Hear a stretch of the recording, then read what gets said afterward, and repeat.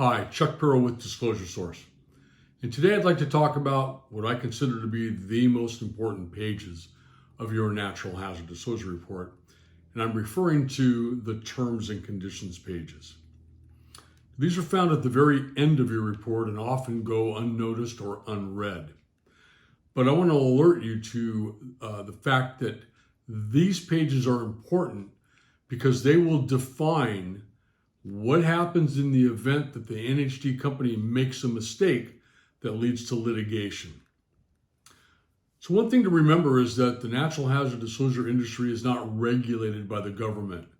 And as such, the industry is dominated by non-qualified entrepreneurs that simply purchase data from data providers.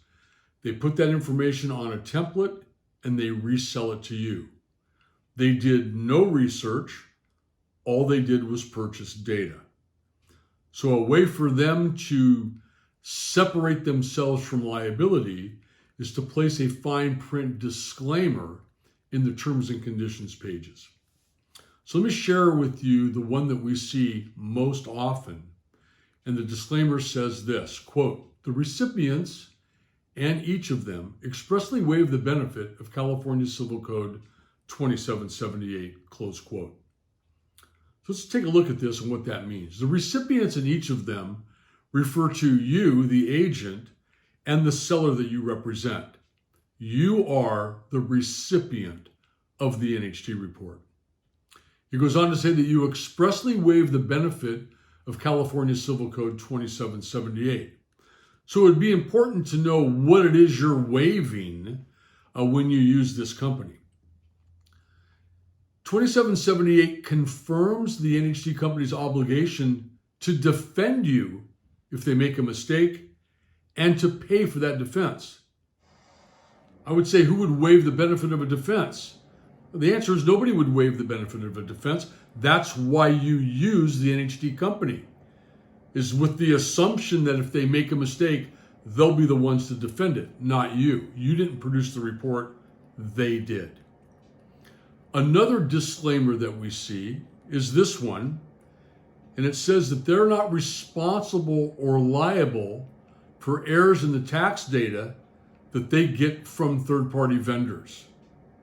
Well, if the NHD company tells you right out of the gate that they're not responsible for errors in the tax data, then the question would be, then who is responsible for errors in the tax data if the NHD company isn't? Another disclaimer might limit the NHD provider's total payout to as little as $1,000. So again, in an industry that's dominated by non-qualified entrepreneurs, I suggest it's very important that you know who you're using and you know what will happen in the event that they make a mistake.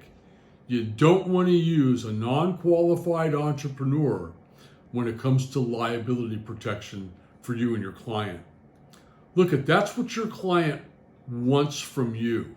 They want to be taken through this transaction so that at the end, they're not exposed to liability. So it's important that you exercise due diligence when you use an NHD company.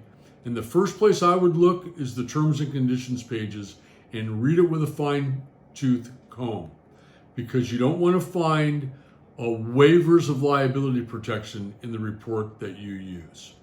Okay? I hope you found this interesting. This is one of the biggest problems in this non-regulated natural hazard disclosure industry. Thanks.